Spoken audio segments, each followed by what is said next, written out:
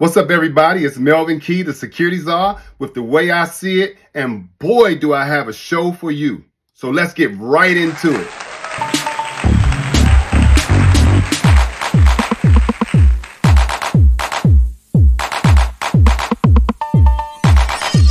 So what everybody wants to know about is the public corruption case in California involving Santa Clara County Sheriff Lorie Smith and Christian West, the former CEO of now defunct AS Solutions, a powerful security firm in California that took care of the elites, including Mark Zuckerberg, Facebook, and the Facebook family.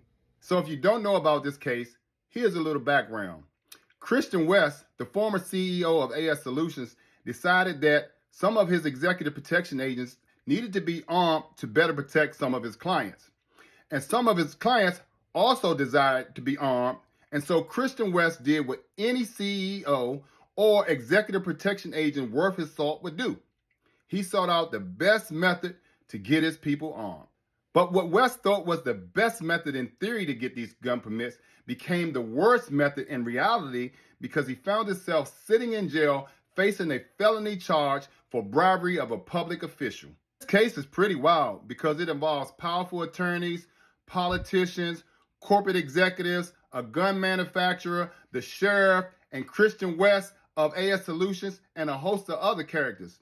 According to court documents, this case all started in 2018, where AS Solutions manager Martin Nielsen reached out to attorney Harpal Nahar with a text message saying, "I need you to meet my buddy that runs Facebook executive protection team.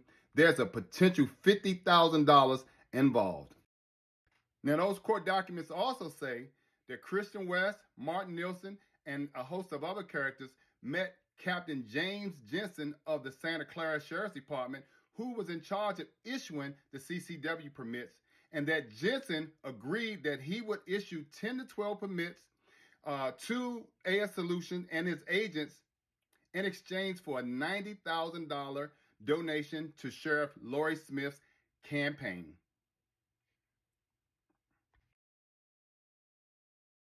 Now, those court documents also say that Captain Jensen advised AS Solutions to use false employers, false positions, and false addresses to obtain those permits, and that even Christian West was one of the people who received those permits, and further, that none of the people even took the training to get the permits.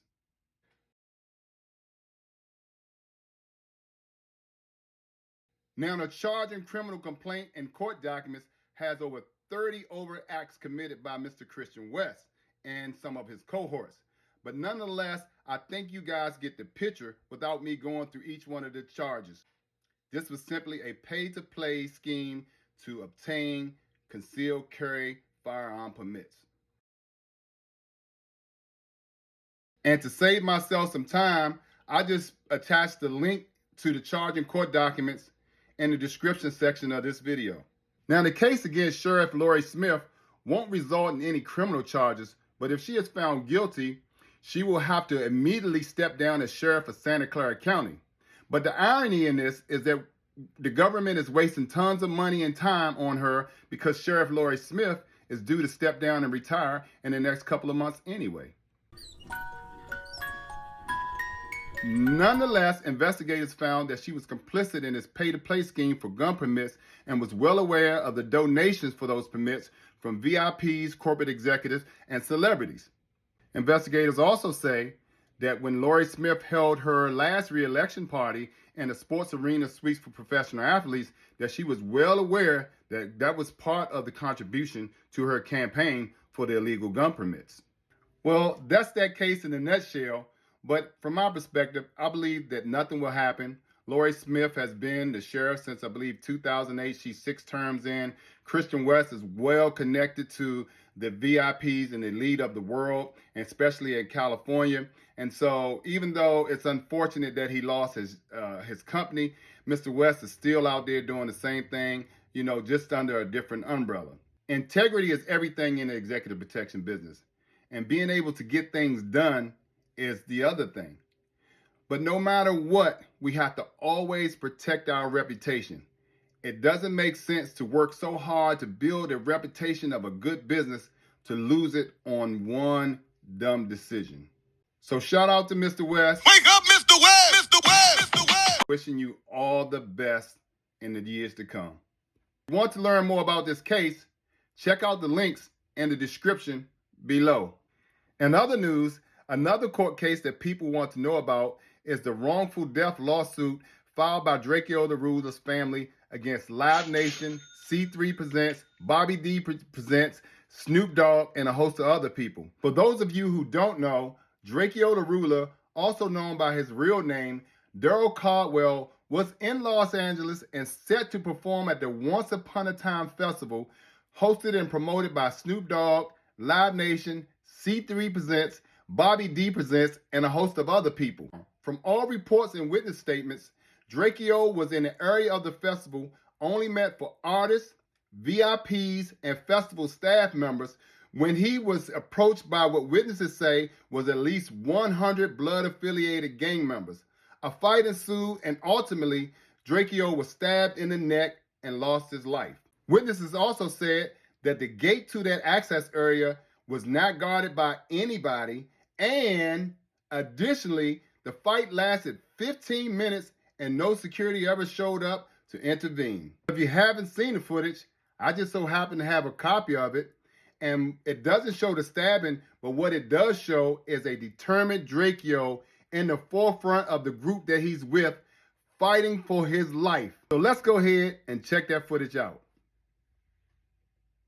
This was the fight leading up to the stabbing death of 28-year-old Daryl Caldwell, better known by his stage name Drakeo the Ruler. It happened December 18th behind the main stage during the Once Upon a Time in LA festival, which was held at the Banc of California Stadium in Exposition Park. Attorneys say Drakeo had no security, and they say the gate was not secured, allowing the public to run in and out. The family is now suing Live Nation, which helped organize the event. Bobby D Presents, C3 and Jeffrey Shue. Drakeo was also set to perform that night. Attorneys say he should have had better security. Now, what you don't see in this video is any security, anywhere, at any time, which is the basis for the lawsuit against Snoop Dogg and Live Nation. Now, Snoop contends that he shouldn't be held liable for this lawsuit or in this lawsuit because he didn't hire security. But Drakeo's family is saying that regardless if Snoop hired the security or not, that Snoop and the promoters had the obligation and duty to implement and execute a security plan to protect the artists and the festival goers alike. People are coming through that fence originally, and that fence is the outside. That's the public right there. People are coming in. They're able to corner Drakeo, and again, it's approximately 40 to 60 people were able to get into this area who were adverse to Mr. Caldwell, and then they closed the gate back up to then corral him back in. The family is also saying that the venue where the festival was held was situated in gang-affiliated territory, and that the promoters and organizers should have known this and should have beefed up security and taken other precautions to prevent any type of activity from happening. Live Nation is at the forefront of this lawsuit, and they are also charged in the lawsuit and the Astro World incident where 10 people lost their lives.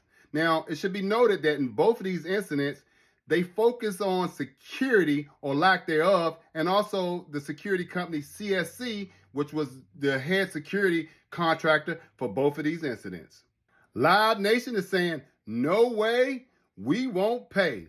But it should be noted that as of today, that Live Nation is an $18.5 billion company. You heard me right. I said $18.5 billion company. Now, the company with that type of wealth should have no problem paying its security.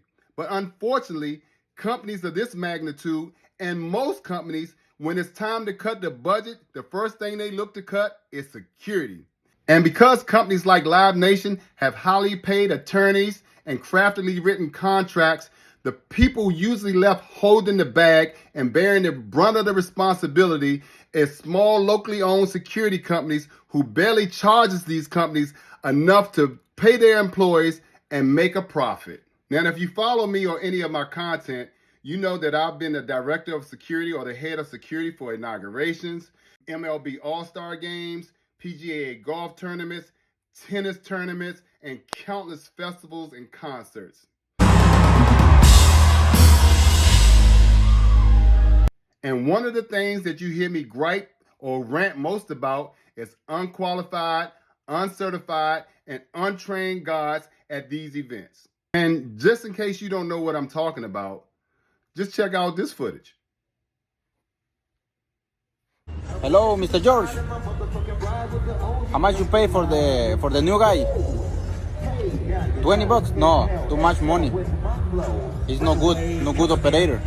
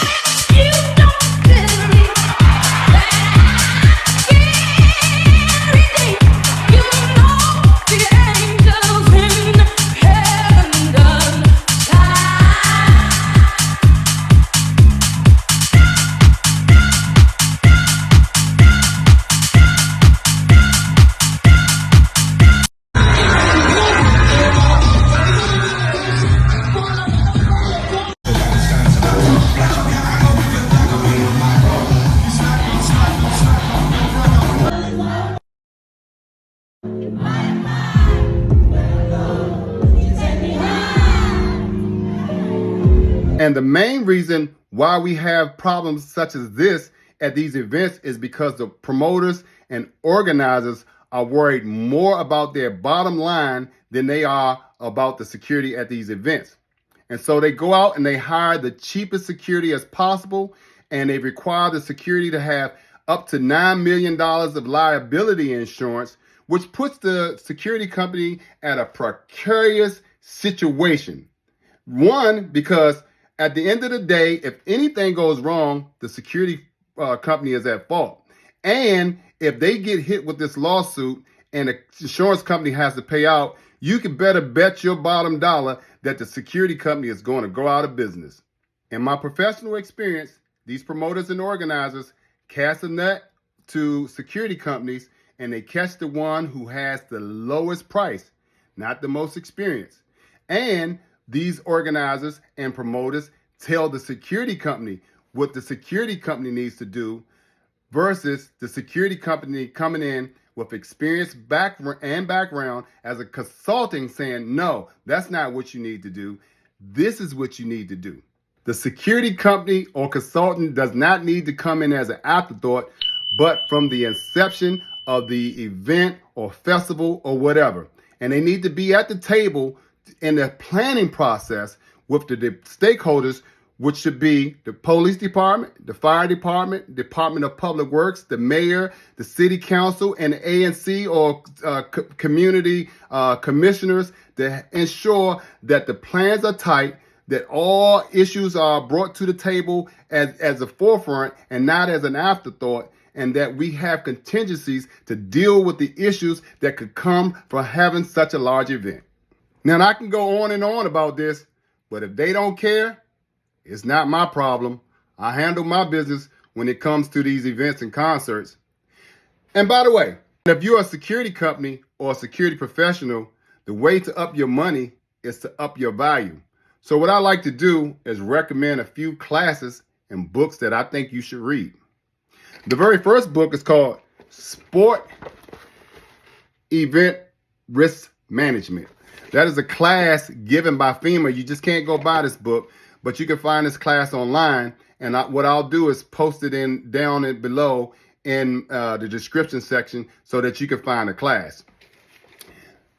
The other book is called Sport Venue Evacuation and Protective Actions. Another very highly touted class that will help you to understand the dynamics of events and prepare better security operation plans. And the last book that I like you to read is, this is a book. And that other book, The Sport Venue and Evacuation, you cannot You cannot buy that book online. That's a class that you have to take. Again, I'll post a link below in the description, and I highly recommend, again, if you're in the field, go and take that class. And the last book that I like to recommend to you is Strategic Security Management. You probably can find that book on Amazon.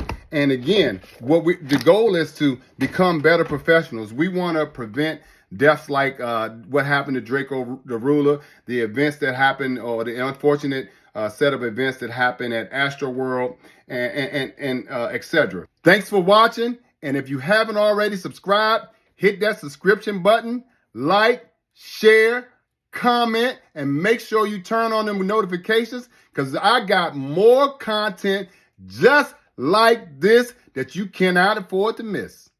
Peace. I'm out.